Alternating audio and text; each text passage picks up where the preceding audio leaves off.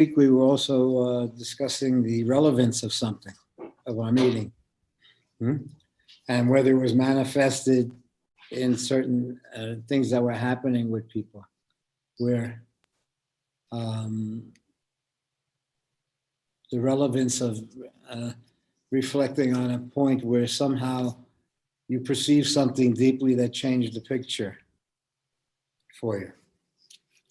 And you, where for years you had gone on thinking one thing, and then an accidental discovery, reading something, seeing something, remembering something, however it comes to you, but it gets past the continuum of your viewpoint, and you're touched by it. And when you're touched by it, somehow you look at the historical story from a different point of view. Because then to some extent, when you're touched by it, you're seeing the other's existence, their humanity, independent of the role that they were. So this becomes a challenge. It's not so much around the doer, but once you perceive the human, and then you see the story, somehow perceiving the human in there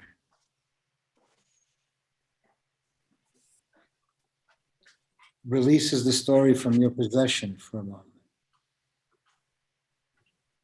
And so I think that in that moment, when you perceive something that changes the status quo and has you looking at something that you took for granted, the very perception of that shifts the science of it, the depth of it, the literalness of it, you see on many levels. And you see discovery. Discovery changes the nature of something somehow. Not because it literally changes, but it adds another dimension to something. That's not around the continuum, but is around an examination or reflection. So I say that once that happens, even those small discovery experiences, you introduce that into your regular life, that discovery, elements of it. And so it seemed to me that we were creating a medium where those examples were kind of reflections of how there is a parallel life going on while you're living, besides the literal one, and the literal one who's doing things supposedly in order to keep it together.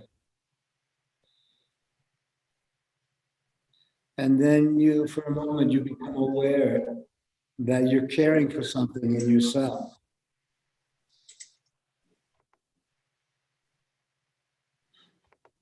And that the life is built around somehow, and the care is not laid out.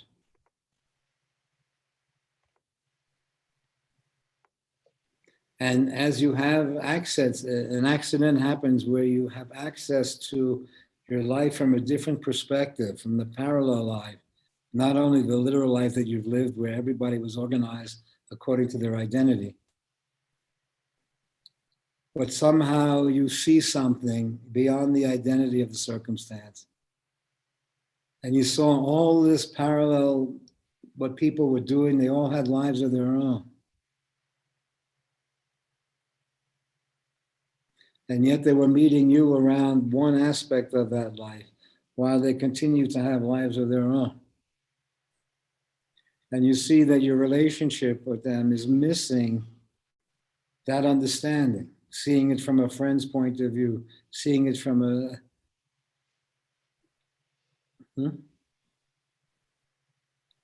But once one is allowed to see that, there is allowed means that there has to be a sort of, there is an inherent resistance to seeing that as part of the continuity of survival. So you see the continuum continues to organize the world into a knowable structure. So even though we see that the origins of science is very much like art, had an intuitive sense or an aha moment that led to breakthroughs, and that the person was condemned for years when they discovered, like Einstein or the other, how they were condemned they were, how bothered them until in retrospect you started to see the depth that they brought to what was thought to be a literal story. And that once that happened, it changed the picture somewhat. But it also limited it, opened it up. But you see that all of the characters were in fact characters. And they questioned somehow intuitively or structurally the literal world around them. Yeah. But because there was one literal world that defined it, then you had to explain why. No, if you had an intuitive sense of something, Mm. how the intuition was made to look stupid because they tried to make it explain itself in normal terms, as if it was yes or no, I should or I shouldn't, or do or don't do. It broke down this remarkable flux. So then you see that intuition is as much a part of a happening as anything else. But as it locks into literalness, it seeks literalness. So then what I'm saying is it has a doubt about the vaccine in one sense creatively, but then it becomes anti. So it's tricked into anti. And so once it takes a stand of anti, then they throw the science at you and make you a bad mother and this and that. So you see everything coming your way, a pie in your face coming your way. And you say, it's not anti. I'm intuiting a sense somehow. Yeah. My life, so I've developed the intuition, but it's not my intuition or whatever. It comes on when it's around a kind of, but once it literalizes and having to literally prove itself as these other forms do, that's their language, proof of it. It's like saying proof of it where you read a book and you're touched by it and you have to prove it. And you say, okay, look, being touched by it enters into the system in a different way. So I'm just saying what they call intuition has many senses to it. It can detect, it can smell, as we were discussing in the last few weeks, the sense of smell. And I've been going out there with my eyes closed now in the woods and just smelling around just to see if I can detect different things. Oh, that's lovely. I like that. So I've been doing that a little bit. And also I do eye exercises with the clubs out there in the morning. But then I've also been doing some, it seems that the eyes need to be closed. And I'm saying why? Because the eyes are kind of dealing with a spatial literacy. So somehow the smell also has a similarity to eyesight. It may not have the distance. It may even have the distance because you could smell a forest fire from 50 miles away here. So you see, but it's never, so I'm just playing with that in the morning times. And I'm using I'll take a movie of the against the wall, the sun against the wall, of those movements that I'm doing with those clubs. I'm discovering new movements every day with the clubs there. That's becoming a full, almost yogic Tai Chi movement. Yeah. So basically, Tico, yesterday, yeah. I saw something about a teenager whose parents didn't vaccinate him, and now he's really fully into the medical world and the vaccine world and blaming his parents. And so I asked Tico how he felt about it, and I found out that Tico is actually considering vaccines. So Yeah. I have to open up my perspective a bit. Yeah, you can't make your feelings law. Just like here at the house, I can't make my view. They offered me. I had put out though for Mary to inquire about the Johnson and Johnson. and to leave my right sense, and they said, you don't have to do it if you don't want to do it. And then, so it just left me. And I said, look, this is my way of something. I don't have, as I say, I can't be suckered into the anti or in the this club or that club or the joining a club. It is coming from the intuitive sense of something. Mhm. Hmm? And then in that intuitive sense of something, you become aware somehow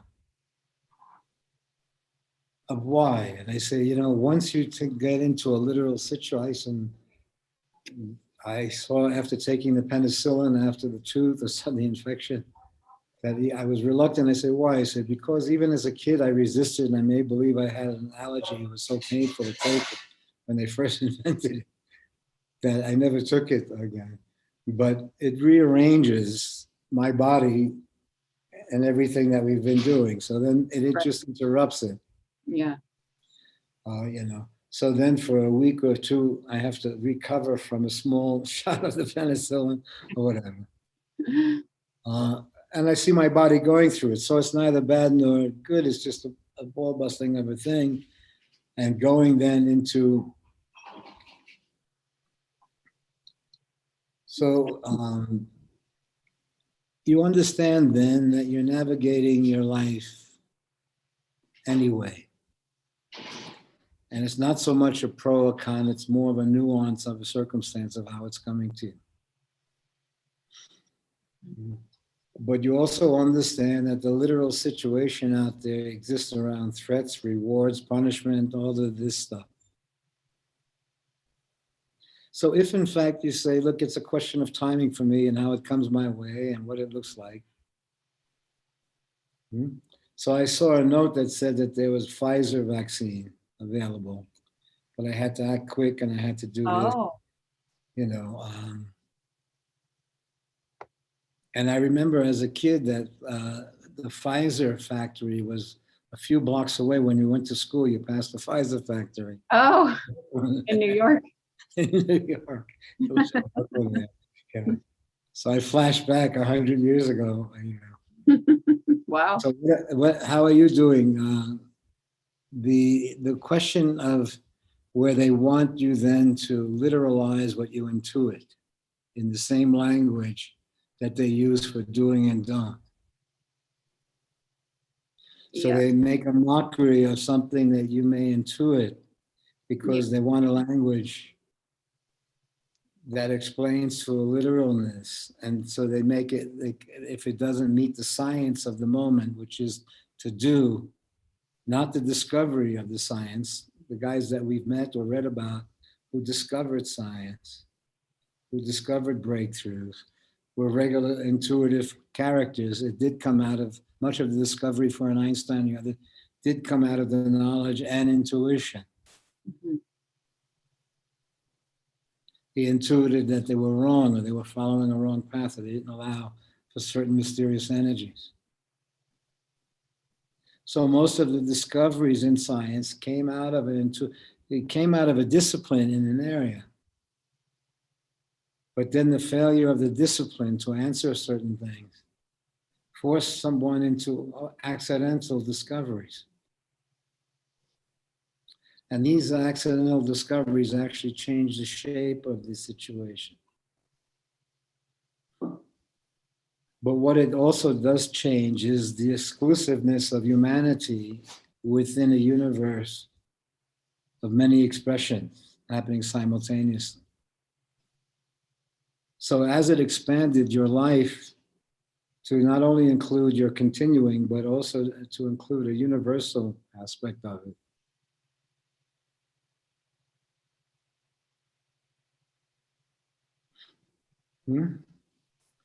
Then you step into weird universes where you feel, does the universe really give a shit about you personally?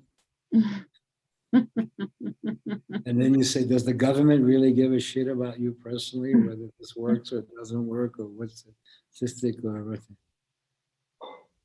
And the powers that be. So then as you look into the powers that be, you start to see a whole institutional form of continuity that takes up each issue and makes it their own. So some issues that may be soul searching or reflection or who are we or what are we about may then you see that these things that happen to us, the plagues or whatever, cause soul searching. And you see the resistance to that, the assertion of self, the declaration of the fights, the war, Yeah. but you still see it's a human question.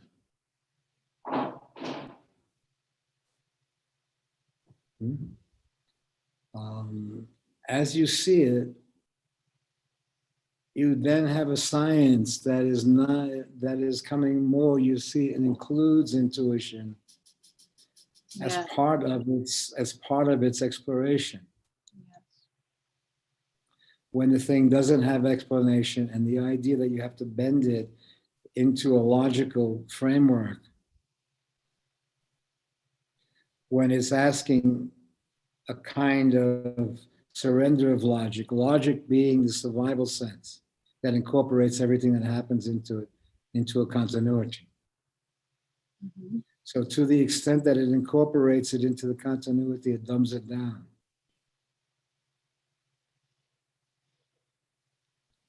That's beautiful, Danny. I haven't heard you discuss this before. Oh, is anyone on? Come on yet? Yeah, can YouTube, anybody on YouTube, you want to say hi? We have Henry and Milda. And let's see, it says there are 6 people watching on YouTube. So say hi if you're here. Yeah, hi. Hi. So And we were Reed here. Reed is here, I believe, on Zoom. Oh, hi, Reed. Can I hear them? You can't, Jimmy Diaz is watching on YouTube. He just said hi. You can't hear them, but if they, if Hello, Danny. Henry Hello, Carl. Bond. Hi, How you Reed. doing? There's I'm a good. little chat window, Danny, that I need to show Mary how to find so you can read these Okay. messages, but. Did Sorry. you hear any Doing of this, Reed? okay. Did I you get my hear any second of this, shot Reed? next week. Reed, did you hear what we were discussing? Yeah, Yeah. So there is something called punk science. Did you ever hear that years ago? I think about 20 years ago or so, 15 years ago. I remember that term. Yes. A person wrote a book called Punk Science. And it comes in line with the inquiry where somehow, well, let's say even the issue now, are you going to get the vaccine or are you not going to get the vaccine? Mm-hmm. And you say, well, you know, I don't have, I'm being trapped into a do or don't or anti or pro or, and I'm walking through the different neighborhoods. I walk past the hospital and then I walk past the forest here. And then I see that the issues are very different in the forest than they are next to the hospital. And as I walk here, okay. And so, as it comes my way, I'll see how I do. Now, what would be called creating wishful thinking in this, and I say I'll use a little bit of wishful thinking. I'll use a little bit of happy thinking. I'll use a bit of dumb thinking. I'll use a bit of paranoid thinking. When I walk past the hospital, I'll use paranoid thinking a little bit. When I'm out in the woods, I'll use a natural, here we are in nature thinking, okay. Who am I in that story? So I'm saying intuitive science is as much a science as the literal science that supposedly feeds the continuum, the information. The intuitive science doesn't provide information in that sense. But when they try to get you to justify the intuitive science in logical terms, Yeah. instead of being on an intuitive frequency with you, if you were making love together and then had the conversation afterwards, you wouldn't need the logic of science to understand intuitive, that you create something from an intuitive feeling once the feeling is there. So you see that once the feeling is there, the feeling is around the human. And in the human, it looks at it somewhat from the perspective of the human. So in one sense, it's not as organized around fear as part of the continuum. because I think that when you see it from the human perspective, your life is not such a possessive that it has to continue in the same way.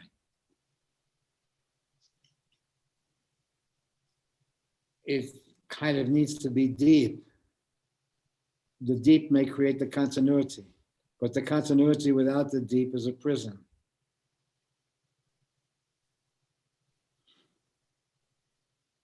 Because then it squelches into the literal, and that's around survival. And as one is squelched into being literalized around their survival,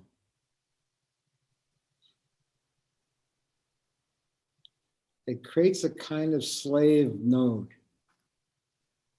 of fear being the basis of living. When to some extent, fear was a natural alarm system to just get us to take a deeper look at something. In the organized society, there's an underlying fear that's not spelled out, but the fear of losing the job, the fear of this losing, the fear of the continuity being disturbed. So that somehow, if the person shifts, they have to hide that shift in themselves from the status quo. So the desire to be free, the desire to be human then becomes dehumanized. As if the person is a screw up or this or that, when they may have an intuitive sense of something that may not fit the logic of the moment. And let's say the care that you'll have for your children may not be logical most of the times. You may try to give it logic, but you see that somehow it's intuitively there, even in absence. And so you see how much of the dialogue within one's own body and brain are intuitive, that it has relationships in absence, in death and loss and everything, it still has relationships. And you see dimensions that can only be probed. They've tried to stylize it and organize it, but in order to explore it, somehow one must come from a genuine place. And then you see that the real quest in the life is a kind of authenticity or genuineness. And that's not spelled out the way the world organizes it. Whether you have this education or you're this, or you see the world is organized that. Yeah. And owns it. And then in co-opting it, it organizes a continuity around it. But you see that something in us made us screw-ups because there was a desire for a genuineness in the circumstance. And even when the relationships were no longer genuine in terms of, and I'm not talking about genuine in living with, I'm talking about genuine in making love with in some way, where love was the basis of it intuitively. Right. That somehow what would be considered schmucky out there in terms of survival is in fact essential in terms of living. And that somehow the love affair was genuine. And somehow the reaction to the love affair and its shifting or breaking up or loss was also genuine. The extent of hurt or feelings or loss or attachment does indicate the depth of what happened also. And its loss or it's shifting. So as it shifts in the other person also, you see that there's a quest for something to replace it. So let's say before we enter into the literal stage of acting out, you see that somehow we've made a life around, at the same time as literal, you see it has been intuitive.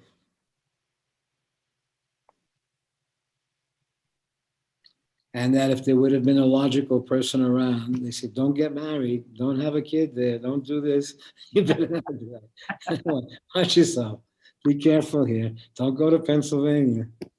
That's a big one. Don't stay in the be careful. Don't go to Pennsylvania.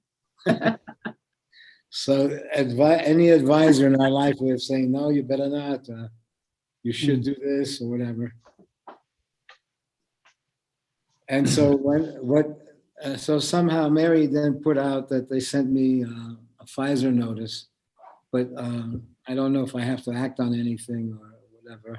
But Who sent it to you? there must be the New Mexican medical Oh. place or whatever here. So because you're in a certain demographic, you They Well, have we haven't available. really looked at it at all. We were saying, is the Johnson and Johnson out there? And then less Pfizer- effective, however, less effective. No, I remember that as kids, we used to hang out in front of the Pfizer building on our way to junior high school, and they would throw water on you from the building to get away. It was 2 blocks away. So they weren't so nice in the Pfizer building 100 years ago in Brooklyn. So let's say the mind has a lot of things available to it, doesn't it? So do you call that wishful thinking? Oh, I would say, could wishful thinking then be, or so-called avoidance be? To the person who does it, then that's avoidance. And I say, no, to the person who doesn't want to do it, that's pretty artful.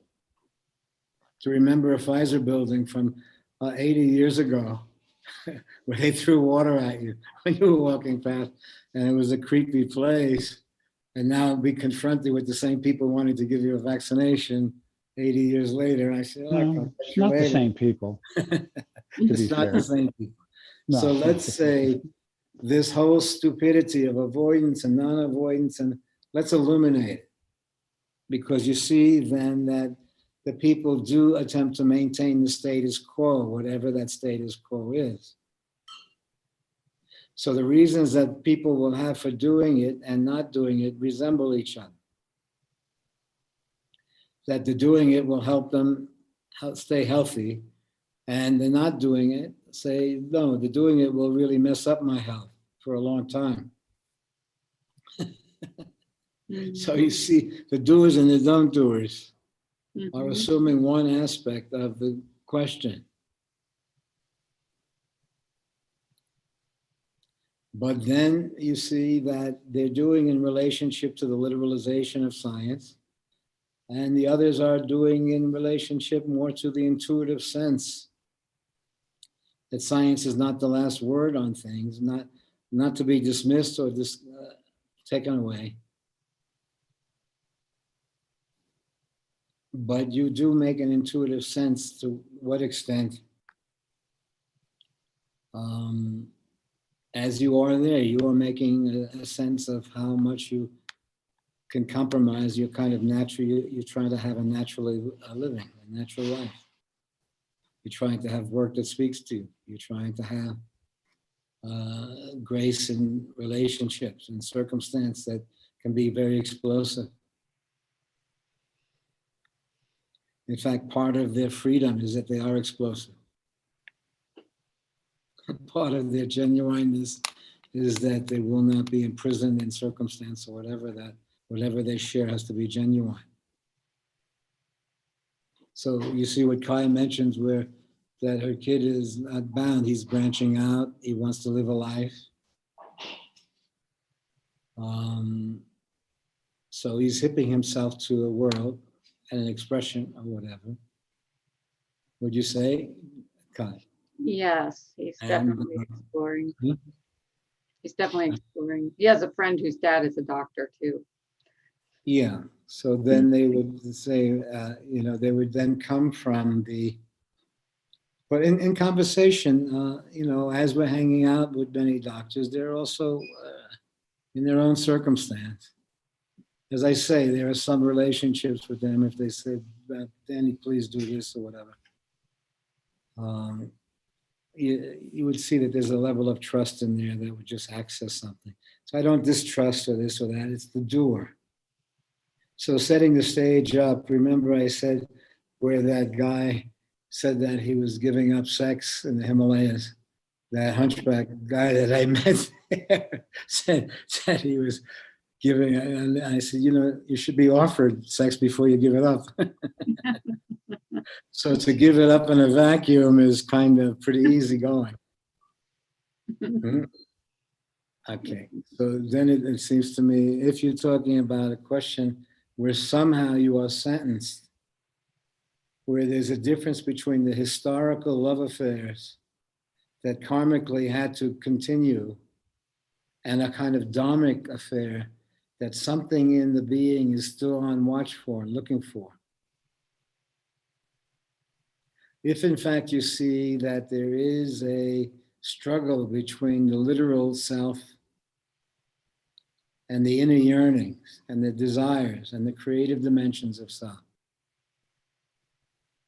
you can see then that in any continuity, just like in science and physics, it's dissolving while it's continuing. It's dying while it's living. There's a simultaneity that are dependent on each other. And in the study of some of the scientists of medicine, we'll say in homeopathy, there was in fact a studying of that process, not identifying it so quickly towards a curative. Because once you started to see how deeply entwined the living and dying were happening, how living, all the so-called opposites exist in relationship to each other. Once you perceive that, something changes in your perception, where the energy is released from continuity to more creativity. And you see then that to a large degree, at the same time that you're trying to continue a literal life, once this form literalizes as survival, you see all of the other dimensions of your life are also happening. So there are events waiting for you that are kind of pre-existing in the creative situation that you are. Yeah. In other words, you are a creative being, a molecular flow, a shift in all levels if you look at it, that literalizes into a continuum. And it assumes identity of continuity, a country and this and that. But then you may be at one point, let's say in the Marines, serving your country as a kid around the movie that you saw of the Marines. And then you go in there and they want you to do things for country where they're singing songs and they're doing that shit. And you know that it's really cheesy what they're engaged in. And and so then you're punished for being related to seeing that it's cheesy, that they've made an identification with the country into you doing something really vulgar. Yes. And your framework of the country was something beautiful. And they kind of own it and they organize and they're telling you what to do. And then you discover the trip, that they're utilizing the symbols, which is that the poetry is true. But the motives that they bring to the story, the self-serving motives they bring to the story is not true. And so then you start to see that something in you had a relationship to what is considered naive, when in fact it's your relationship to something that's human in the story. And you see that somehow they deny the dimension that intuition is, because they want you then to logically prove it like the other forms. And so one will always be a schmuck of the do and the don't when there is a historical mandate to do. But you see that something happens in you, that the doing is a secondary act. It's how it comes to you, what it's about. But that you're not organized, you're in it, but you're not organized into it in a way that there is a pursuit out of fear. And so you see that when the issue comes your way and you reflect on it, the continuity of your life is not the strongest feature. So I'm saying you discover that there are dimensions of intuitive voices in you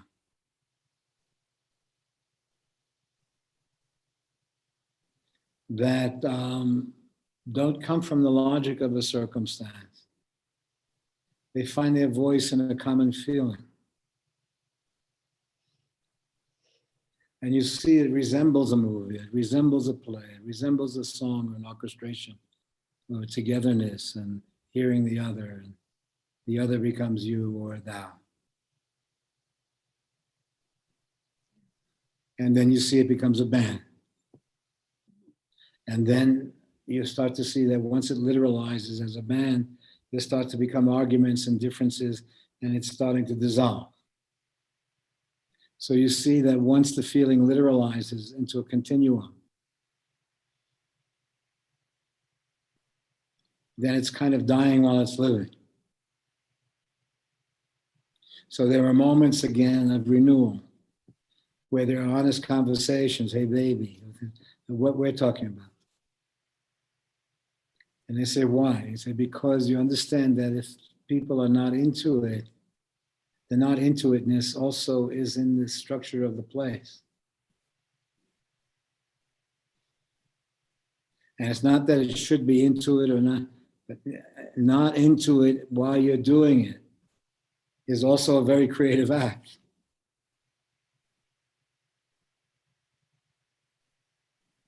And if you're not into it, but you're doing it out of affection still, then it allows you to do, you can laugh about the things that you're doing.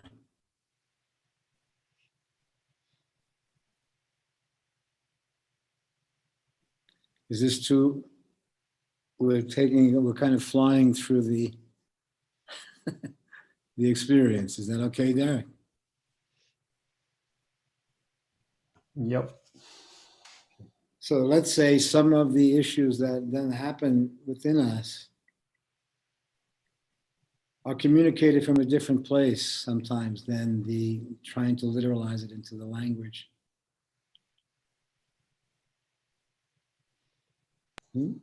Seems like by way of absence, maybe, or?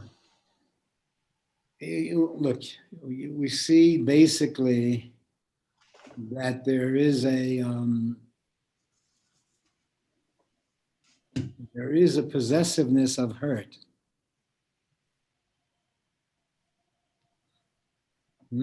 That one makes it a possessive of some sort, as if it's their hurt. And then that hurt can manifest in time while it's there. Then you see that once the hurt is there, there will be a manifestation happening literally. So let's say your child is hurt at a certain time over something. And then 30 years later, you say, you know, you did that to me. And, you know, and you see that threads. And then you say, you held on to that hurt all those years. Did you talk about how many breakfasts you had? How many rent payments you had? How many times we changed your diapers? But that one little thing. But you say it wasn't little, and yet it was little. But you see somehow there's a hurt that runs through the story.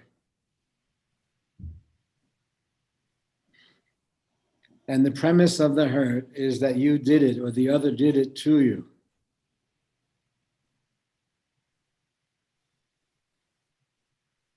But if you look at humankind, somehow there's a hurt that doesn't seem to be causal. It attaches itself to a cause. So that they would remember something that you saw so small, and yet it looms so large to be remembered when the grace wasn't remembered. You see something moving through time and space.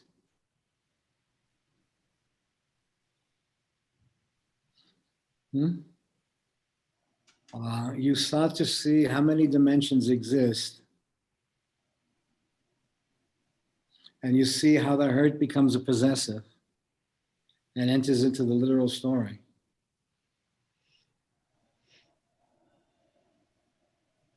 So then they asked me, what would it be like for us to get the vaccinations? And I said, well, Pfizer's would be like eating a big meatball sandwich. And the other one, what is it?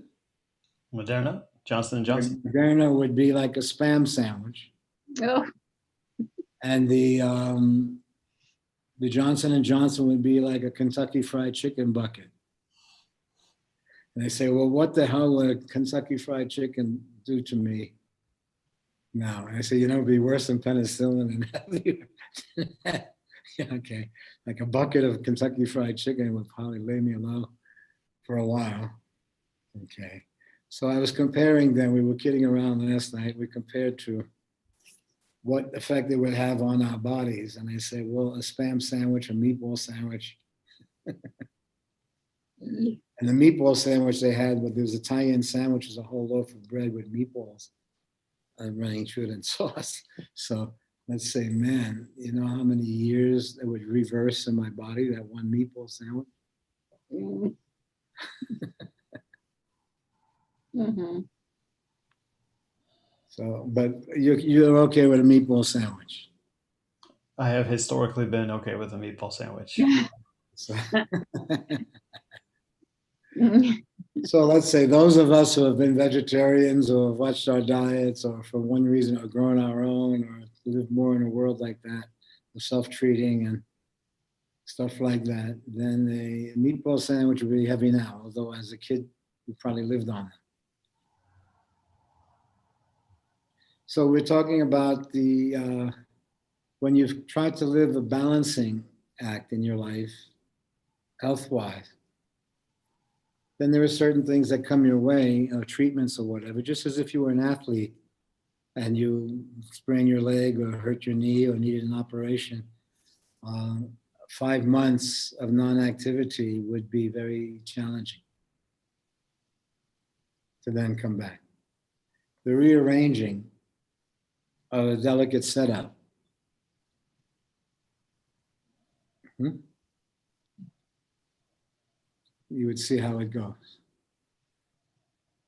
So what do you say? That the intuitive is made to be logical. I mean, that's one aspect of it.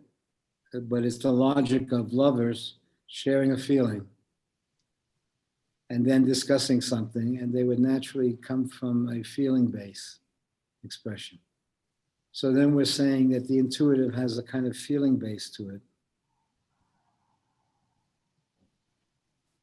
And that you'd like to,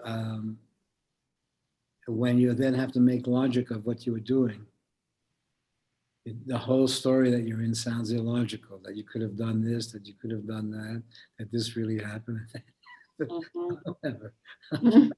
So you see, if the feeling falls away, then you're stuck in illogic. Even though it's a similar situation, the feeling falling away leaves you in an illogic situation because somehow the people wanting to be there are no longer the people wanting you to be there. And then others are wanting you to be there. And so your relationship is to an invitation of the other who wants you to be there. So you're kind of assuming a conversation between you. And when no invitation is forthcoming, it seems like you're stuck. Well, the invitation is there, but basically there is everything that comes together has to part also. That is inherently.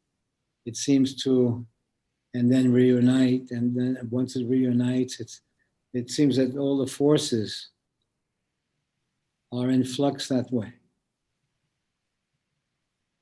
And I used an illustration years ago when I read that the additives that they took out from the oil, when they buried it, it then started to seek water to reconstitute itself as oil. And they were saying in science this happens often when, as you separate the particles, they then seek to reunite. And as they reunite, then they seek to separate again. So generally in families, the kids will seek to have a life of their own. And there is a tendency to keep it structured or whatever, and you see that it then has to become sneaky about it or hide from it. But it does seem that there's a force, an underlying force that runs through the form. So there is seemingly a dissolution and recreation constantly happening. And it does seem that when you see the living and dying premise, you see how essential living and dying is to all things. That the living can't carry on unless there's a dying carrying on simultaneously. So that's why you can see it out in the backyards with all the trees and so on like that. You could see the living and dying, the simultaneity of it.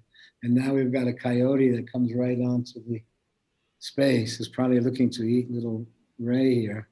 Oh, And wow. I saw him the other day, and it was very beautiful, and just gave you a look, didn't run or anything. Oh, wow.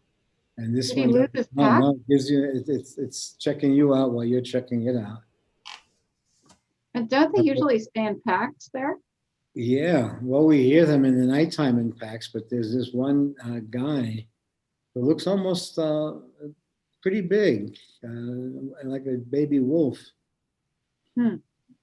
So I was about 10 yards away from it going out to the mailbox there. And it just Wow. looked at me and I looked at it and it stood there.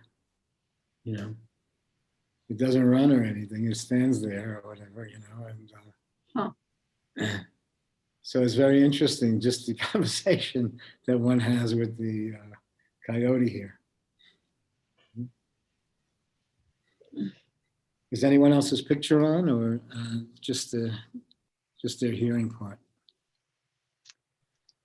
We have some people on YouTube. Henry, Milda, Jimmy, Sophia, John Rose, and Jason all have said hi. So we have people listening on YouTube. Where's Ursha? Is Ursha okay?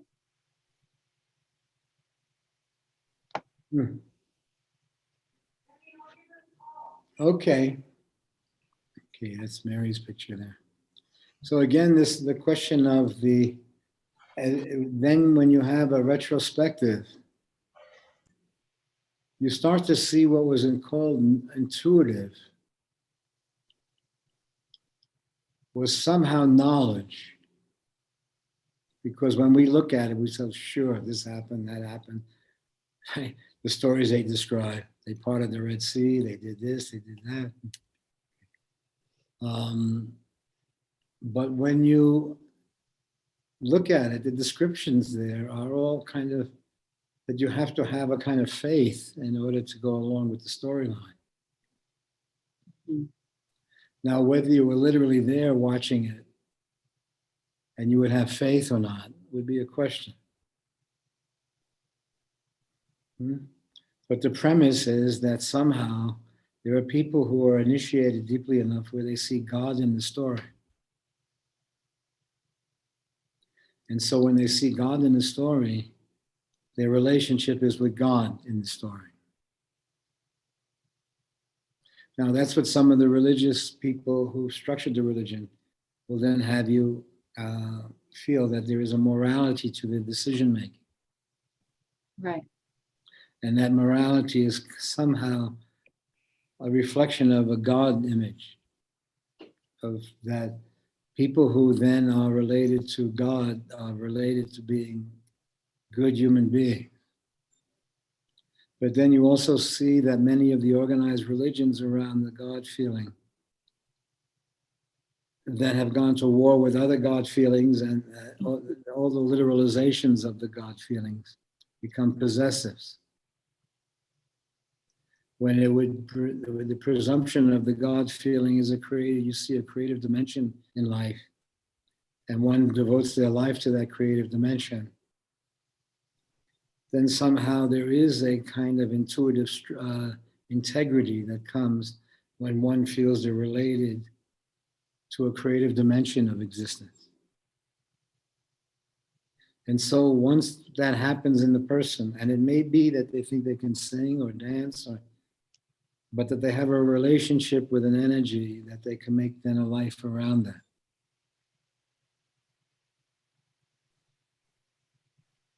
And that making a life around that feeling will see them through, will give them love, will give them work, will give them life, will give them loss, will give them the entire experience. And they say, well, what is they say the entire experience is to have a genuine life. So there's something in the creative awakening that seeks genuineness. And so there is an intuitive sense when something is not genuine to you. Even if the masses are buying it and doing it and this and that and the collective, you still see that somehow it has to speak to you. And the language of it having to speak to you is not always the same language of the logic. But it's like saying, why can't you make love? And I say, you can't, you come to a point where you have to kind of be in love to make love. And it can be understandable. Why can't you just make love anytime? I say, if you're not in love, the body doesn't work so much that way. It may be if you have loneliness or structure or all these other things in there.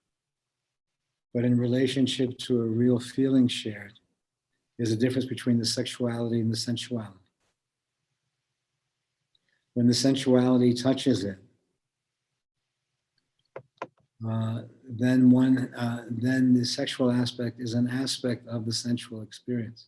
So when the love is there, then the sexual aspect is an aspect of the love experience. If the love falls away and the sex becomes the literal reality, then something is put in motion when in fact the underpinnings were a feeling. And the expressions didn't come out of loneliness or fear or a history or whatever, but it came out of the truth of the love affair. So when the feeling of love comes first and then the sensuality and the sexuality expression, you see there's a difference between the discovery that's mutually shared together. So then I say, well, why? I say, because each love affair is new. It's a new experience. It's not something coming out of practice and know-how and continuity. It interrupts the continuity. And in the feeling of sensuality, there is a creative opening. But now from our times now, the creative opening is that the people who are involved are on board creatively from a similar place. So that's what the hey baby, do you want to do this thing? It's a hey baby conversation, which means that you see the thou in the other. So it may not be something that you would do alone, but you may do collectively out of an I-thou relationship. That's why I say it's like taking care of a child. You may not do this literally in there, but you are maintaining the innocence of the child. So somehow the care for that allows you to see past your own circumstance. I say what you're caring for in your own being resembles taking care of a child. It's beyond you. It's not only logical, but you're looking deeply to see what's happening. So I think that in understanding care for the child means an I and thou relationship. You then discover that element in yourself that you're caring for that also has an I and thou. There is an I and thou living within one's own being. And so once that is perceived, what looked like the survival of fear base becomes care for something. And I think once it's awakened or perceived, you are aware of and caring for by your perception. I say the perception becomes second nature to you now. Let's say if you're a writer and you're going into an organized life in situations where you bring the writer into the story with you, there's a part of you that is seeing the story from a different place. And there are certain times in your day or year or whatever that you'll locate that guy who's looking at the story. So seeing the story one step removed from the literalness of it has a date with a memory in the future.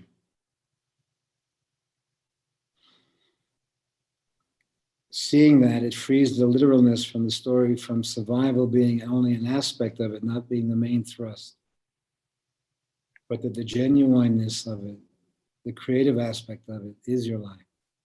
And then you see the intuitive aspect of it, even though it may have been Meshugana to some, had a dimension that ran through it that was creative.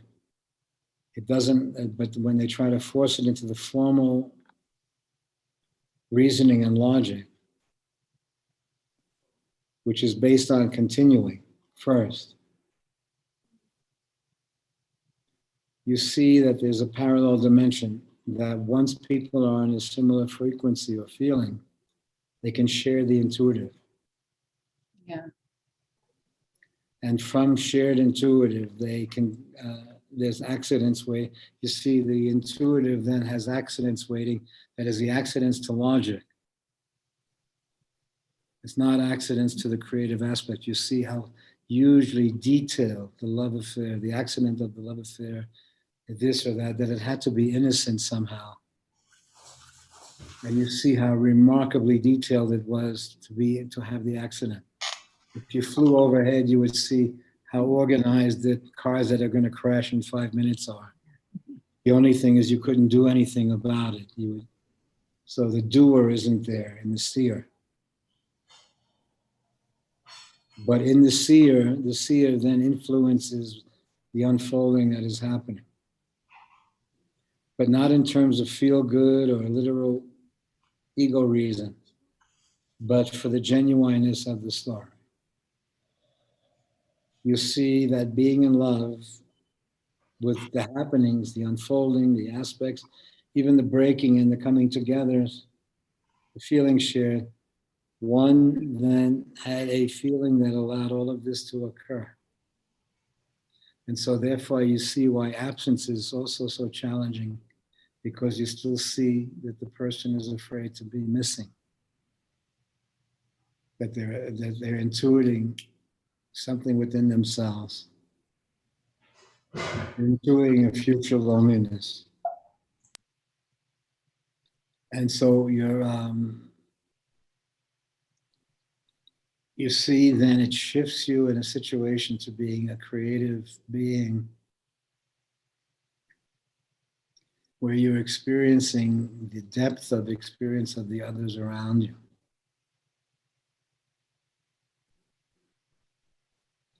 And you see it's all in relationship to you, this whole dimension of feelings unexplored that keep it together, that keep the circumstance happening, and that somehow you're caring for it. And somehow there'll be a moment that it shifts and you'll become a memory. And you'll have a memory. And you'll see sometimes that the memory is as real as the literal.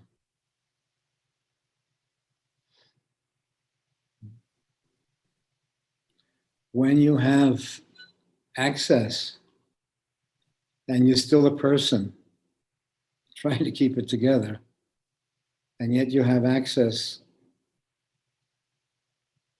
to other things that are happening simultaneously,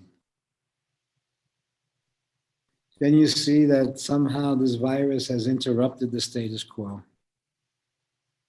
in a way that one is looking at the obvious from a different perspective of having slowed down the continuum. Oh, I just lost Derek there. Sorry, Danny, I'm just getting on the phone with Urja. So maybe she's having trouble Getting on. Yeah, let's see what's on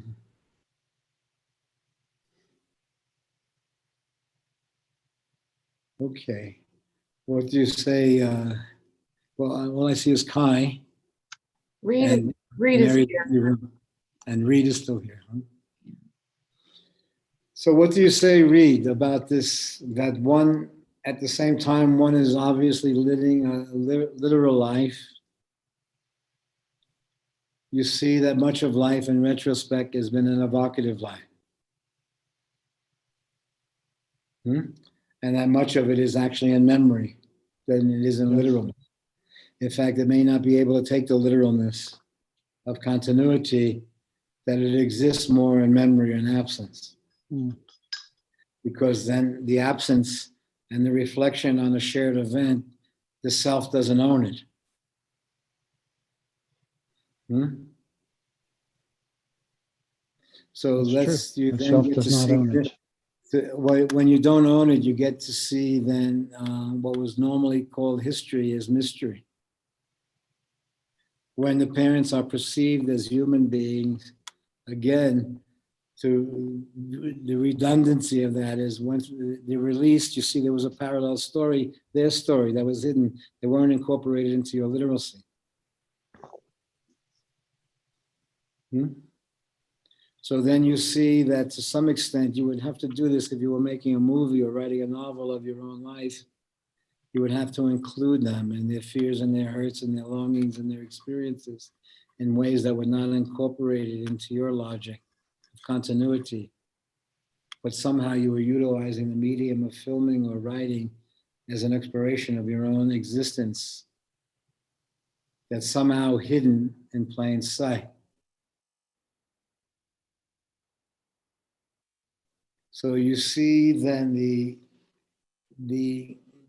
that one has accomplished a mantra of sorts where you can then just have a relationship with someone just sitting on the bench and meeting them for 5 minutes, and all of a sudden anything that would have blocked it, just the normalcy of the conversation creates a relationship.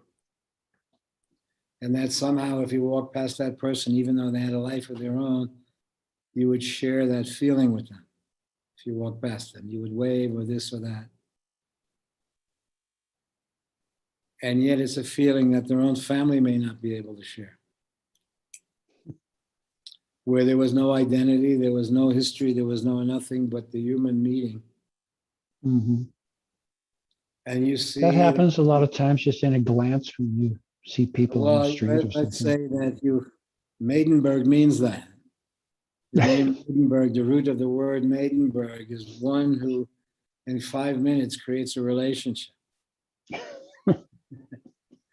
You didn't know that Maidenberg means that. Maidenberg is someone who... I thought it meant something else, but Maidenberg is someone I who accept can the alternative interpretation. Maidenberg is someone who meets people on benches and has instant love affairs with them. And then they create a reality out of that accidental meeting on the bench. And you see that the reality is probably because the person longed for a baby or this or that. And so let's say you come from Dharma into karma. But once it becomes karmic, it kicks you out. You're not a good karmic dude. You're great at being dharmic, but every time you try to be karmic, you schmutz up again. But the schmutzing up saves your life. So let's say the so-called failure came in and saved your life. It was like a helicopter lifting you out of the burning forest there. And even though you were saying, no, no, no, I don't want, you understand that somehow. Is it possible that one becomes aware of forces that run through their existence? Without too much time having passed by. I mean, as they're running through your existence. Let's that say would be... when you have that, time is different then. You then locate a different time than the continuity. You see even that even in a dying moment, someone may say, hey, baby, that you can come back. And what a schmucky idea. But I feel that once you then start to understand that what you called intuitive is stupid in the logical terms, it's creative in the deeper terms. And that much of science and much of love affairs and much of existence was based on another dimension of intuitive. That's why even a few weeks ago we were discussing smell, how diminished the idea of smell is. But now that they're losing it, it's awakened the whole dimension of exploration self. So I've been going outside in the morning, doing exercises, closing my eyes and using smell as a medium of recognition of things. And I mentioned that we have a coyote now circling us.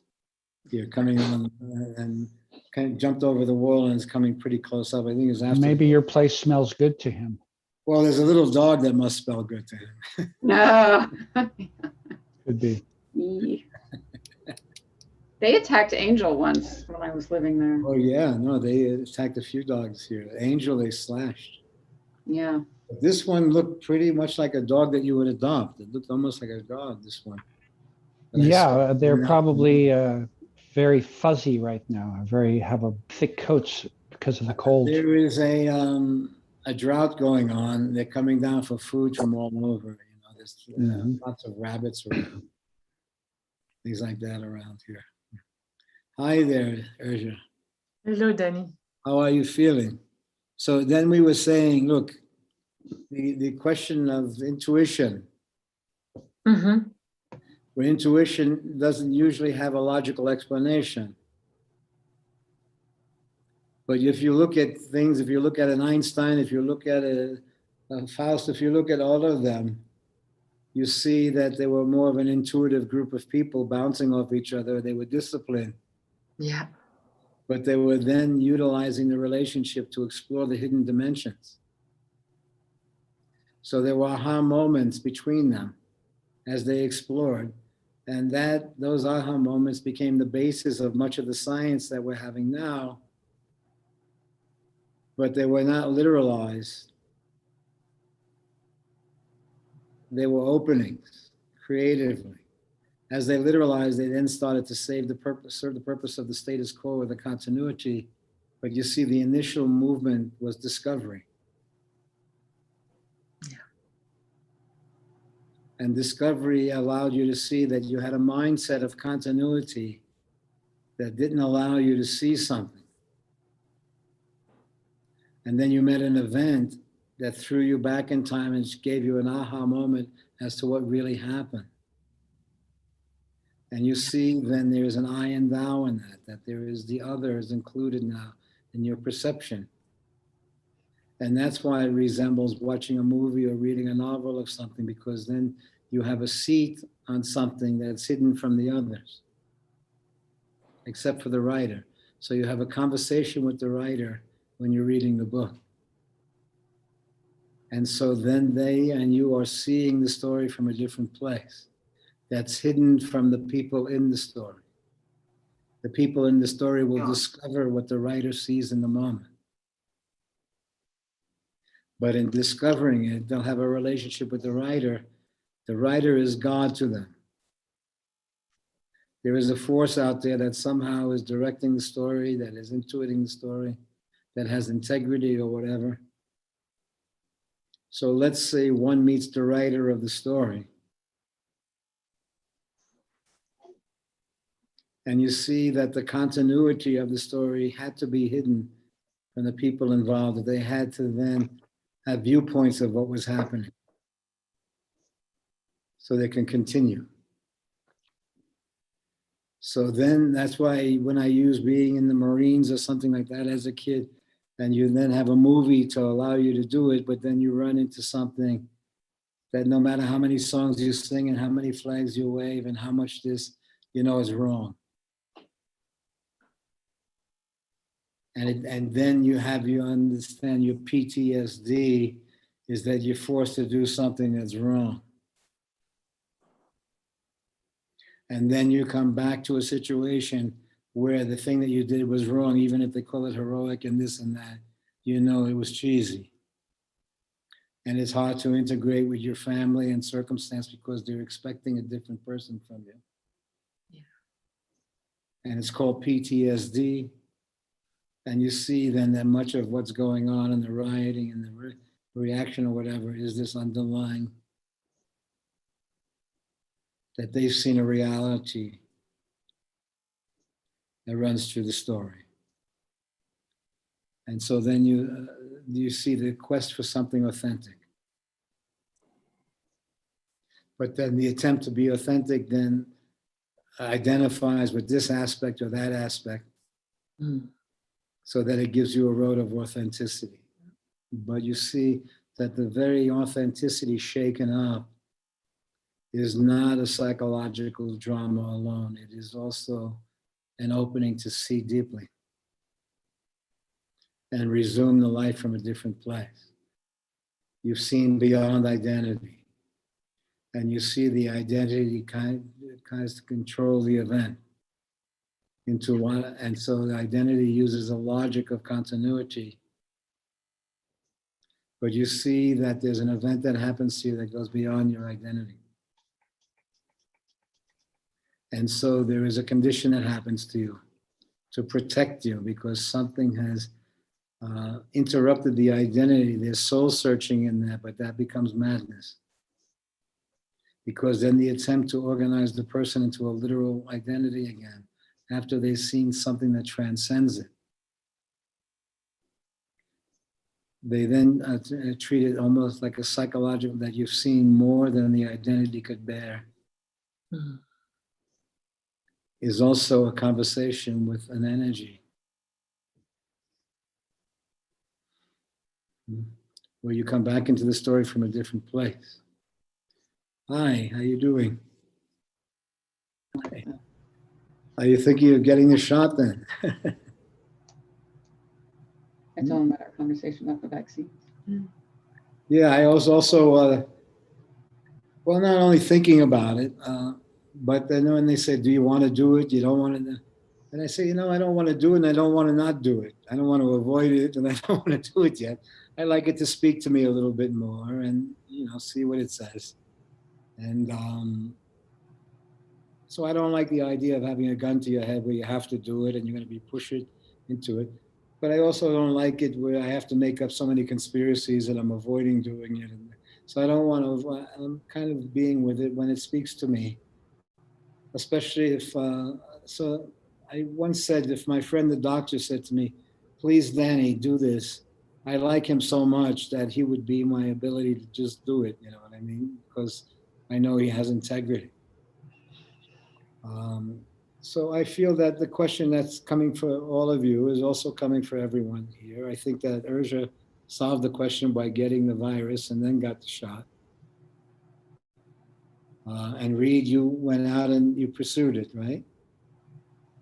Yes. Yeah, you went out there. And I Well, got, I did pursue it, but my daughter was ultimately the one who was successful at getting me an appointment. yeah, I would say that that's what's happening is that the kids are calling up the old geezers here and telling them, come on, stop the crap and get it already.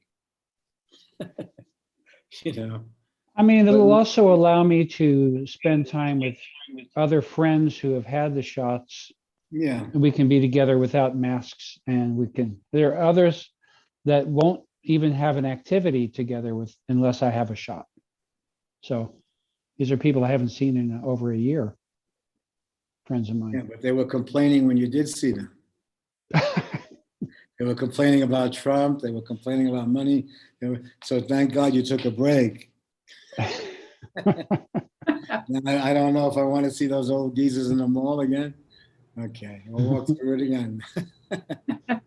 Now, these are people I you do see- want to see. And you see how beautifully strong Mostly. Jai is, no matter how much I'm tricking her, and I threw my mother at her, my father at her, the cancer at her. He says, come on, Yeah. what are you bugging me already with this? Okay. So you see how strong Jai has always been in doing what she's going to do. So I have to then say, everyone has been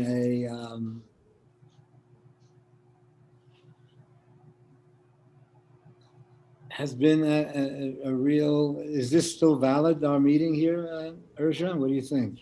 Of course, yes. Yeah, is it still isn't it too much sugar now? I mean, we're talking about the nature of life.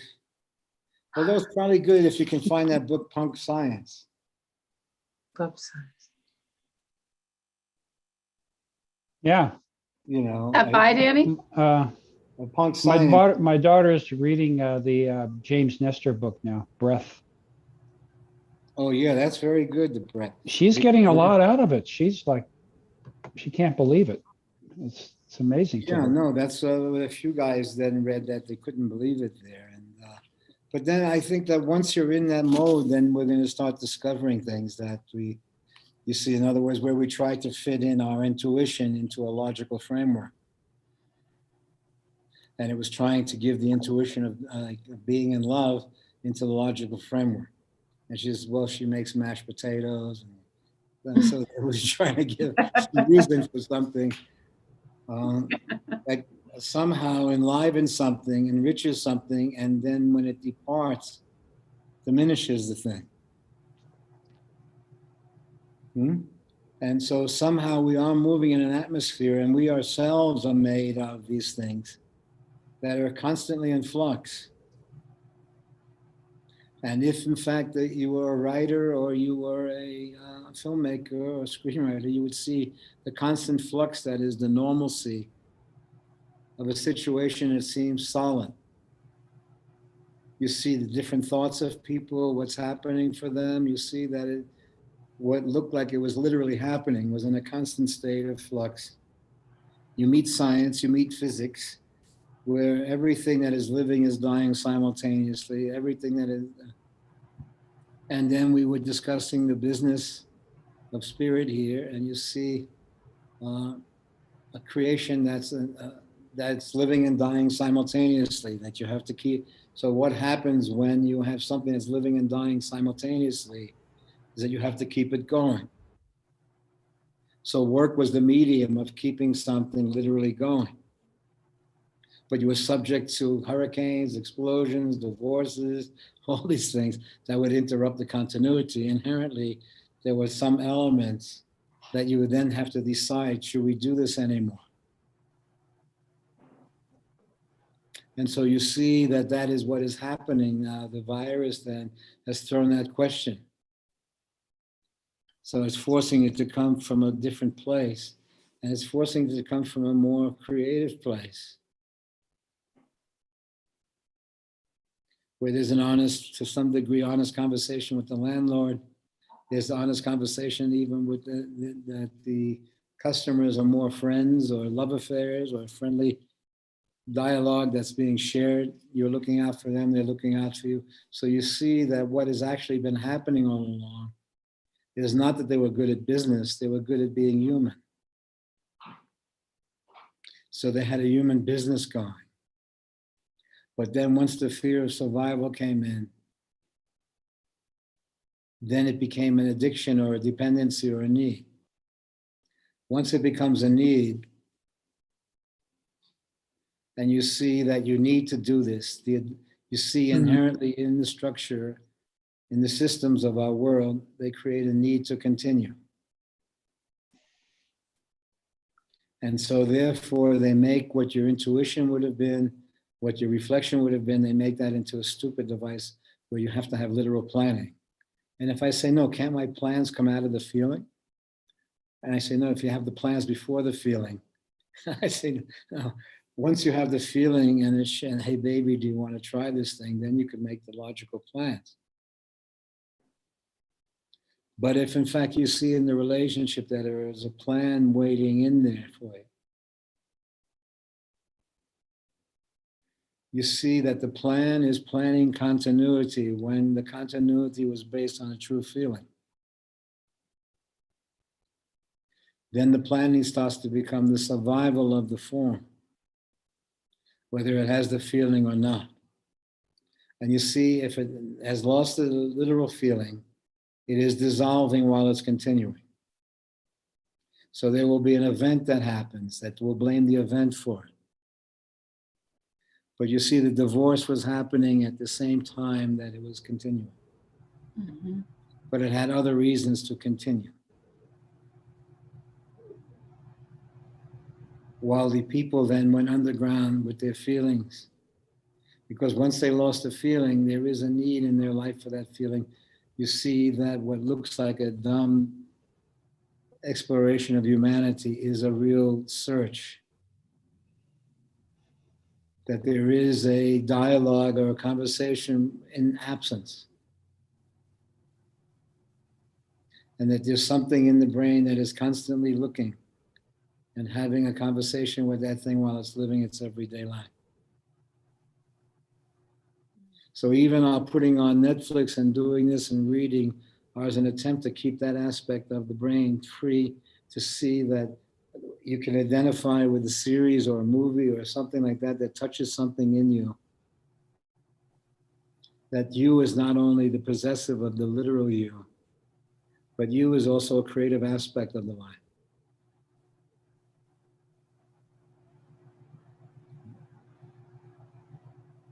How are you doing, Ershad? Are you feeling anything further from the virus shots? I don't know.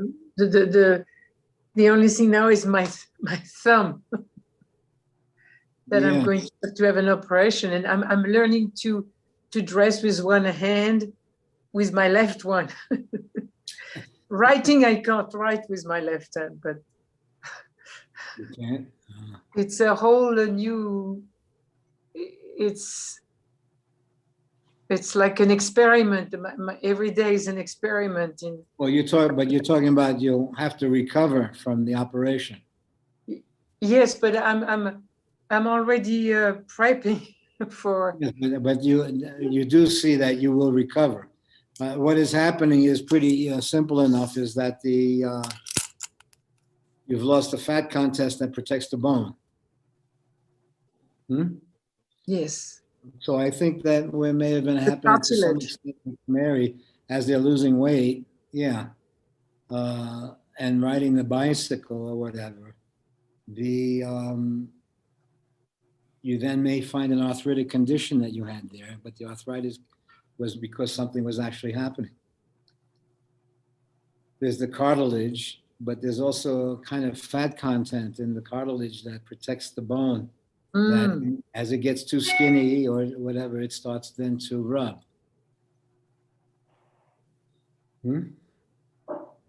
So You know more than I do. well, I just because somehow I haven't experienced that arthritic sense yet fully. At times it may come, but still I'm doing stuff that more around flexibility and stuff like that. Oh, me too. But it's waiting in the wings. I think that Brenda had that's pretty normal condition for just like the car breaking down. Yes. And they say if the car had as much mileage as you had, if you had a car for 80 years, Yes. you'd see that a lot of problems would be there that resemble the problems that you're having, whatever. So let's say I can still walk straight. So then the question isn't, do I want to get a shot or do I want to do this? It's, do I feel like participating in the world any longer in the same way? So things that may have been automatic to go here, to do this, or to do that, you may not have a feeling for any longer. So the other things, I feel that the intuition is not only, in some it may become structurally avoidance, but I felt that in one sense I'd like it to come in a way that I can kind of goof with. Yes. And that means if it's offered to me, I can say, okay, I'll see you at 4 o'clock, or, I'll catch you next time, or I'll space it out. No, I'm not into it because but I also have that feeling about the dying and living literally happening now. How are you feeling? Now you are a death doula. Do you I still? read all the books. I read all the books. Are you still involved with that? No, I'm still reading material. I open all the books I've read. I open them at random every day. Did you know about that, Kai? Years ago, we were discussing that was very, once the perception of dying and living was simultaneously, then we ran into a whole world. And then there were people in town also that they were death doulas. I went to one of their meetings and talked, and I had to get up and talk also.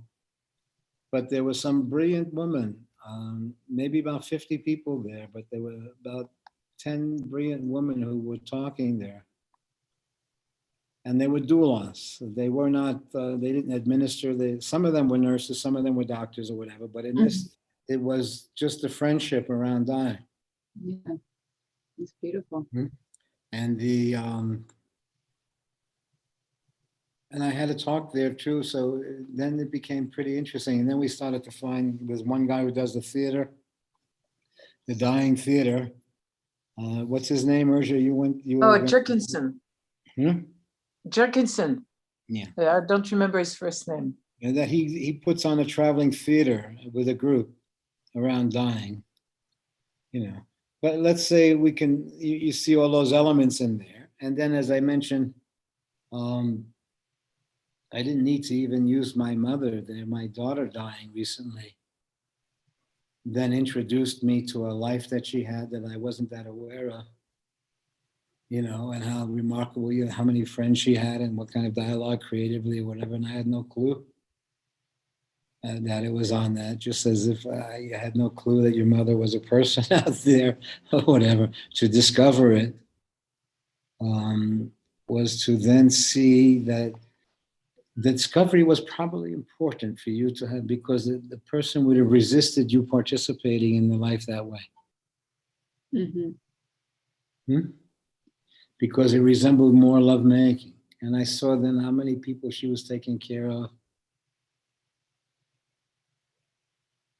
And then I see in our circumstance or whatever, the kind of underlying energy running through the story that's revealed. So all you saw at one point was the flaw, that the person needed help or this or that. But then you saw that in their own world, the person was brilliant. And once you're introduced to it, it changes the picture of a possessive of your child or whatever. You see the energy running the story. And you saw how important it was to them that they were going to do what they were going to do. Yeah. And that somehow the broken heart is in fact your access to the story. You see how one protects themselves from the broken heart when it's waiting inherently in the story. And the broken heart is what allows you to see something that was hidden in plain sight, because the broken heart doesn't have the ego owning it any longer. So even if one protects themselves outwardly in the world, the broken heart one carries with them in a way that's hidden in plain sight.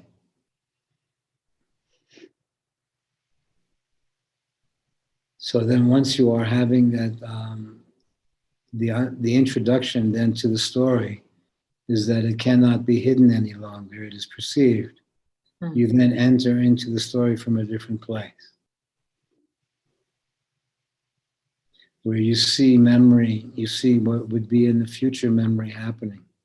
And it's not a psychological corrective. You see that the life is more of a creative act than it is a literal one.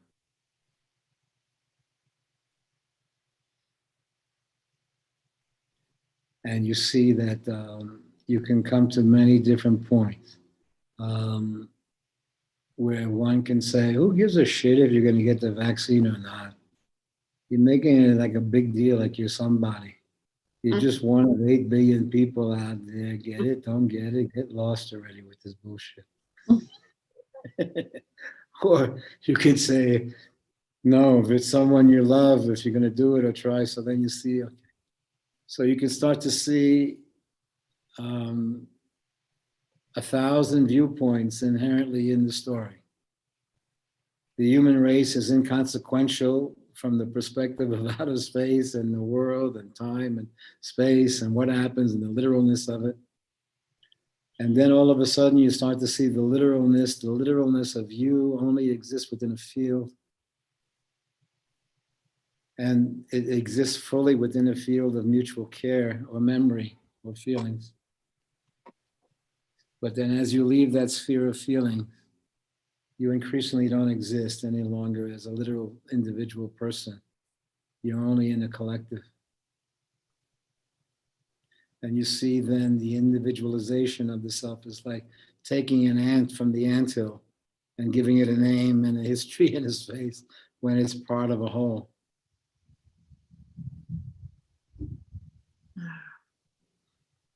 But when you individualize anything like that, you made it into a pet.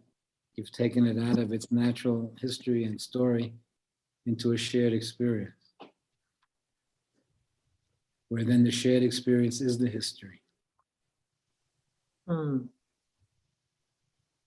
So it seems that what you're having in the thumb is what we're going to have in our thumbs.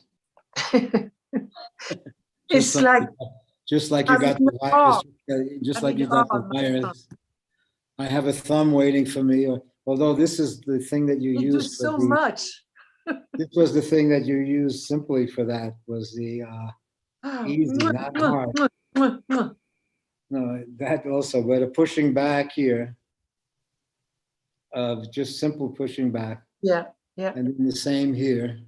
Well, I can't with my thumbs. I know, because that's what's, so this here, It's afterwards, always cutting veggies and doing jewelry. actually what you were doing was, what do they call that there, Derek? The, not a push-up, but it's, you lay on your elbows and your hands there. The plank. Oh, plank. A plank, yeah. A plank sort of Yeah, thing. that's a good one. I like the plank. I can do the plank. You can do it on your elbows, on your forearms. Yes. Or if you can bring your hand back and grab the other hand with your fingers, No, I can do that. then you have to use all your fingers to do it. So what I was doing for what you get is this here.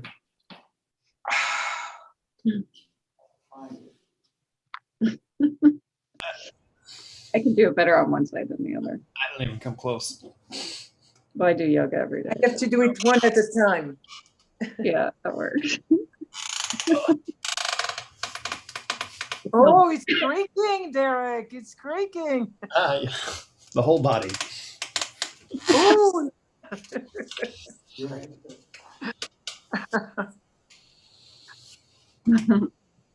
I had thumb issues too for a while. Actually, it still hurts if I do use them wrong. But I've been doing these Indian clubs that Danny's been talking about, and basically the pain.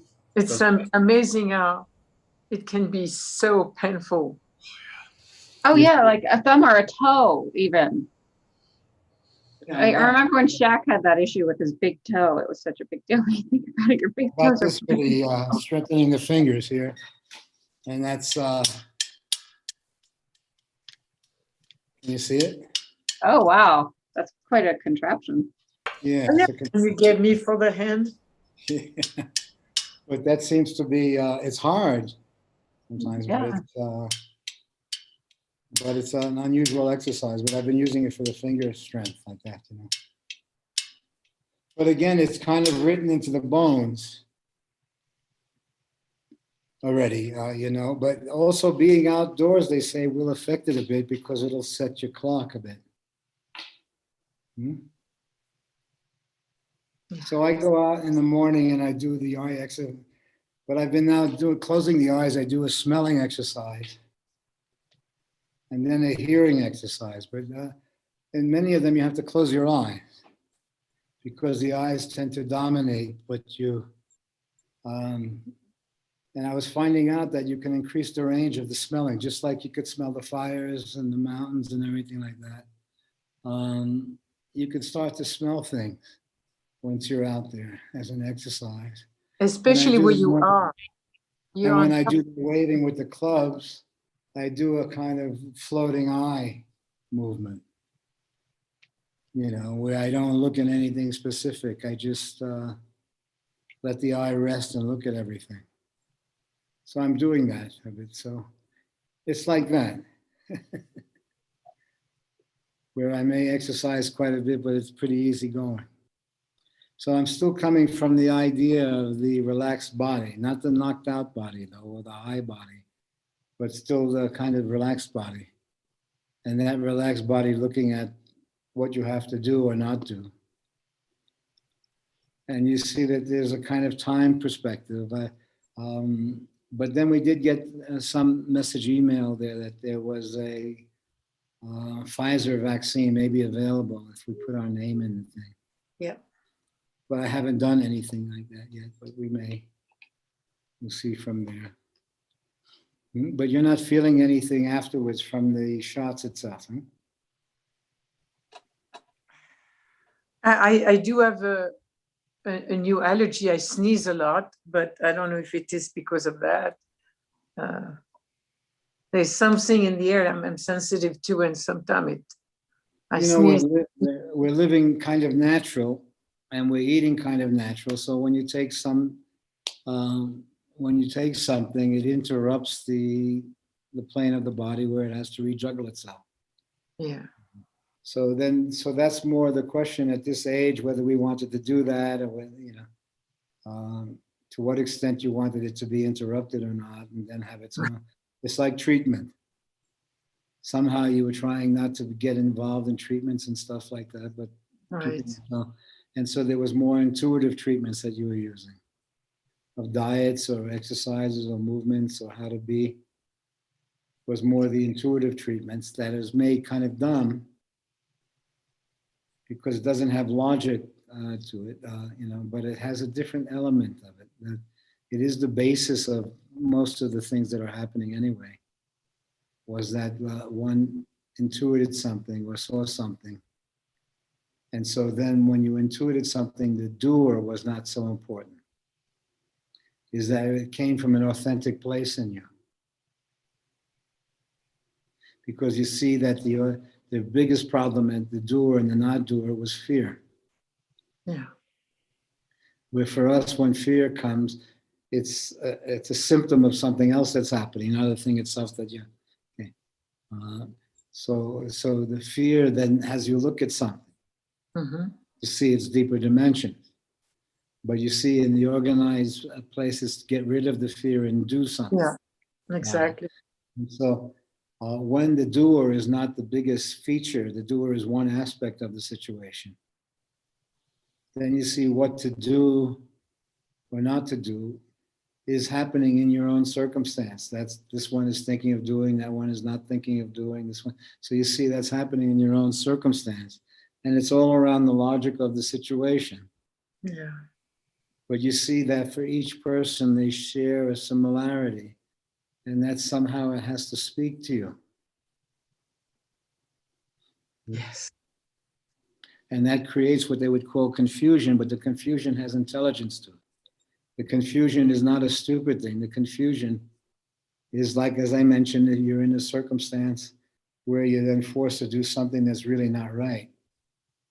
And there's a confusion between your survival and your maybe getting paid and whether that's right or not. So you see that the confusion you have is actually seeing something. That there's a duality of what's happening. And at that point in time, you see that what you've been caring for is your life. Not your survival was an aspect of your life.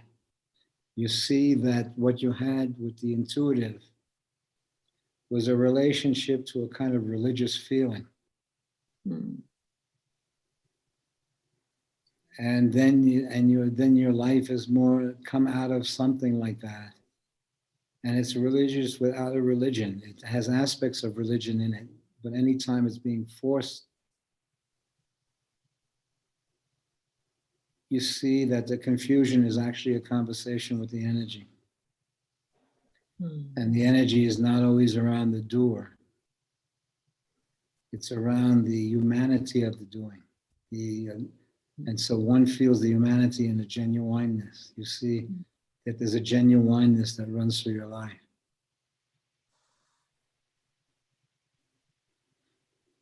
And you see that there's an inherent organized slavery around the continuity that laughs at the genuineness.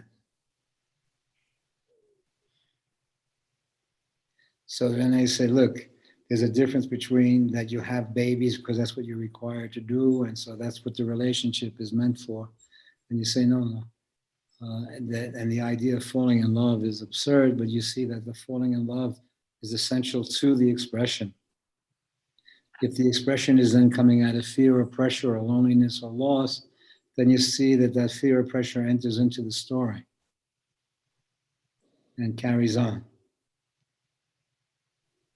So then the relationship has to be constantly stimulated to continue, has to be constantly worked on to continue. But there are moments when you see that it's missing a wholehearted conversation or a good-hearted conversation. And again, what we were discussing in the last year was the absence you see the absence. There's a missing conversation that runs through each story. Even the story of countries, the story of families, the story of individuals, and the story of oneself. So there is a moment which is almost like a death experience to the self, where it re-enters the story from the good-hearted conversation. And you see the history then comes out of the mystery.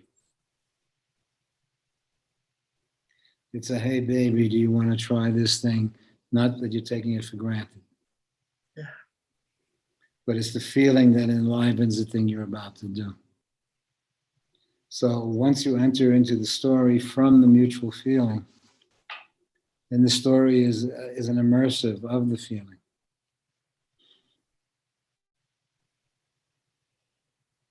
So has anyone else in the neighborhood been getting the shots there, Kai? Or there is a common feeling of not to? No, I think, well, Tico, some guitar teacher, got it. So I think he's also feeling like all the Yeah. people at his music school are getting it. So he's feeling Yeah. like he wants to get it because they're all getting it. I So don't think then they're it's even the- giving it to kids though. So then that's why I say I'm utilizing a principle that it's always nice to be invited. You know, so there is, so I'm kind of waiting, as I said, if a doctor friend said, hey, please, Danny, or something like that, or then I would consider it from a friendly basis. So the invitation doesn't always need to be literally an invitation, but that it speak to you. Yeah.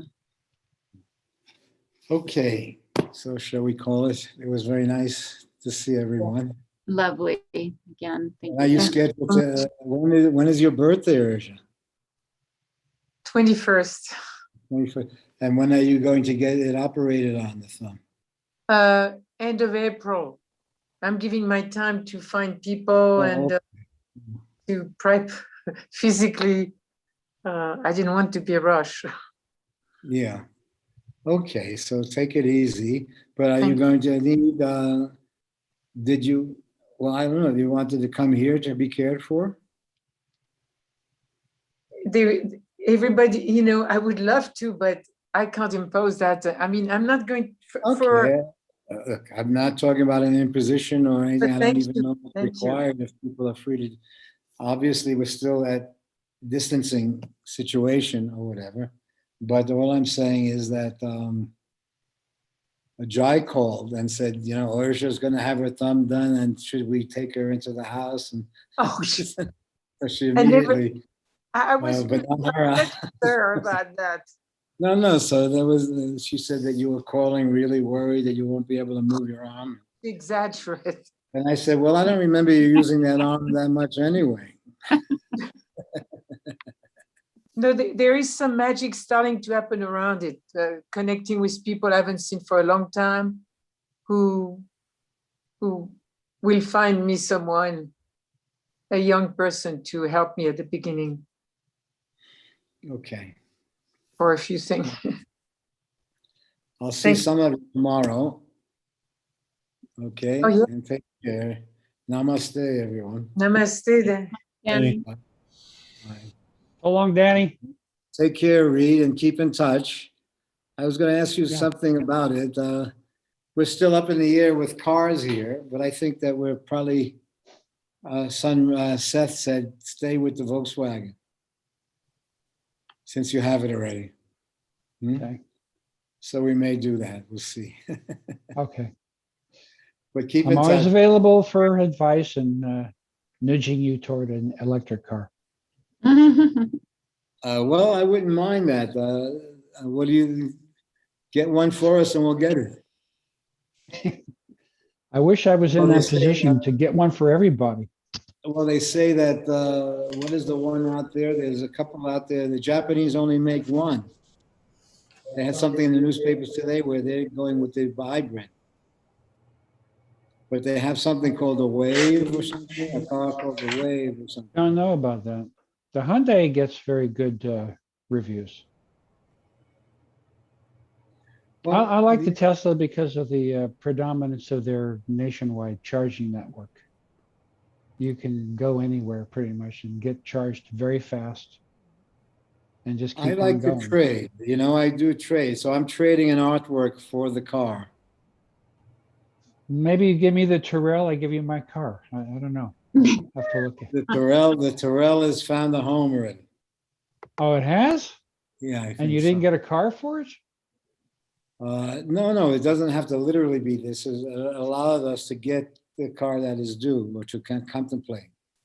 But then you went from glitzy car to cool car to functional car so you were all over the place with cars, But then the car that we're driving is just come due in the next month or whatever, and they're offering, we're leasing it for 3 years. We can buy it then, or we can lease it for another 3 years or so.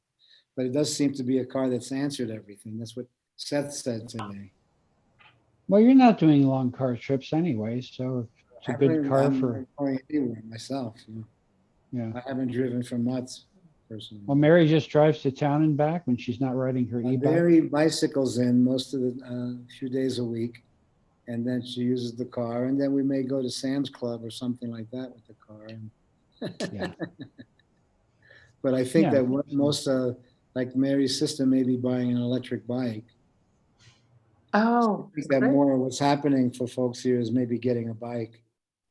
Yeah, if you want any recommendations, I've been Yeah. researching Well, those a Mary- lot. Mary's become a bike expert here, and she's got one of these Well, expensive. I need to talk to Mary a little bit. Over find here, out, can you what see it? she's- Can you see the bike over there?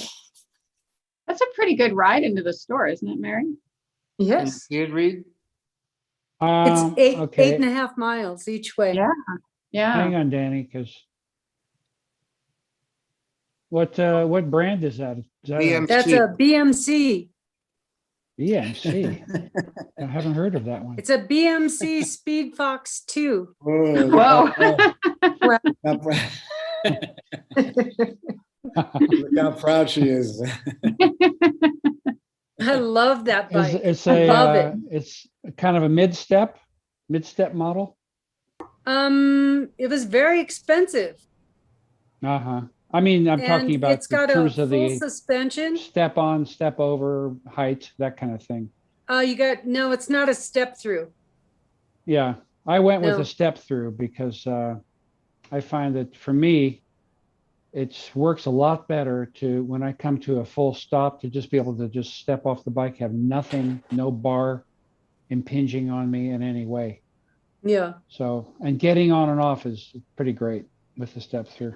I'm because I horseback rode so much, I tend to swing my leg over to get on and to get off Mhm. without even Okay. thinking about it. So I don't use the step through, and I don't have it on this bike, but it's fully it's dual suspension front and back. That's nice. It's really a beautiful bike. You should check it out. BMC. BMC Speed Fox 2. Mhm. Okay. Another thing that I'll look it up. mentioned, I Yeah. read the Electric Bike Reports reviews, and I haven't seen that one It's featured. beautiful. It's a Swiss bike. Swiss make very good bikes. They make Yeah. the Gazelle. Mm-hmm. The Gazelle's an excellent bike. Yeah. Excellent. But this is an e-bike, but it's for trails, for mountain Mhm. trails. So it's Mhm. really handy for the way I ride. and you'll be able to bike, won't you, Urja? I am still riding my bike. I just put my thumb close to my hand like that so I don't use it. Okay, yeah. It said yesterday in Boulder, Colorado, there was a riot or something in the park there. Yes, young people who didn't want to, I heard no mask, a lot of pot smoking and But being fed up with the mask. but it was like an attempt basically to say the hell with the mask. Yeah, Because there was a riot where they called the police in and so on like that. And so that Yeah. did happen in Boulder. Huh? yes, not too far from where I live. What would you wish, Reed?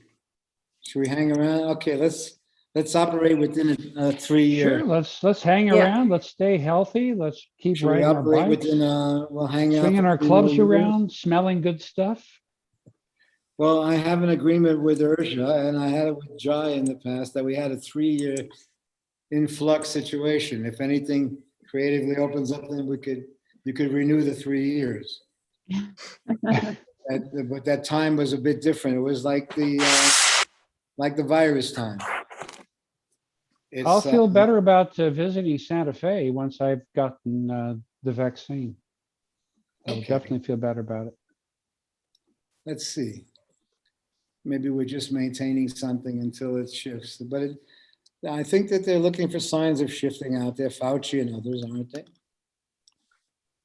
Yeah, because even if you are vaccinated, you Not can Texas style, carry. though. Hmm? Even if you have the vaccine, you can still carry the Yeah, virus. Well, I think Yes, that you can. Texas had a dual vibe, it had a dual vibe of not believing the science so much and not believing the scientists and how to live or whatever, but basically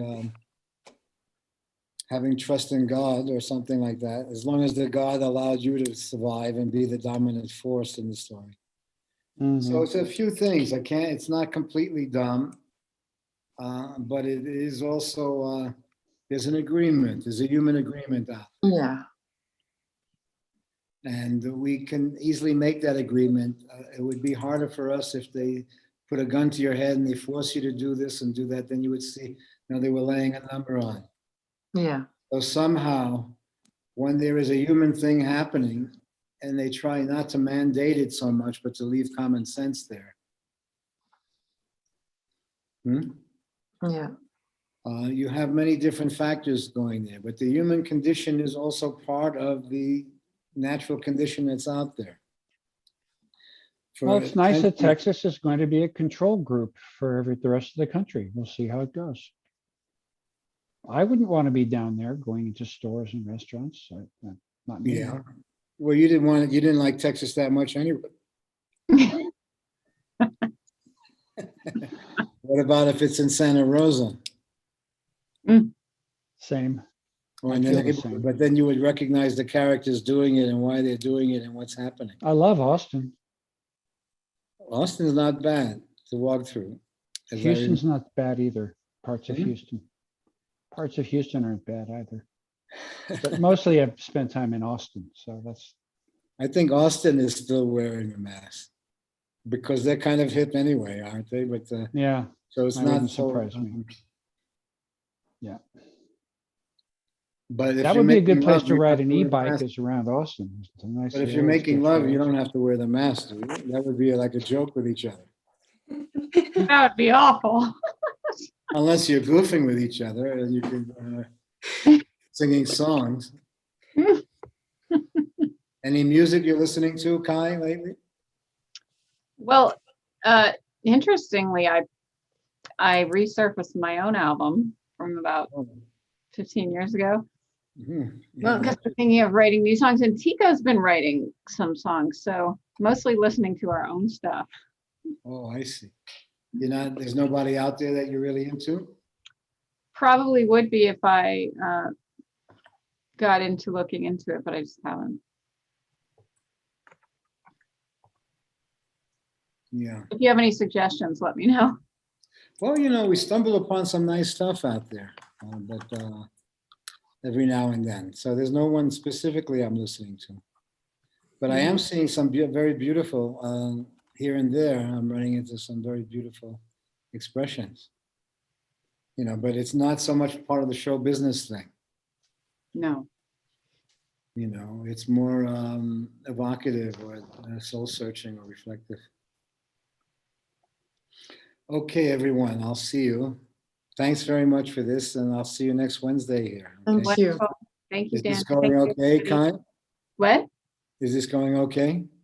I think it's going great. I mean, it's, as long as you're into it.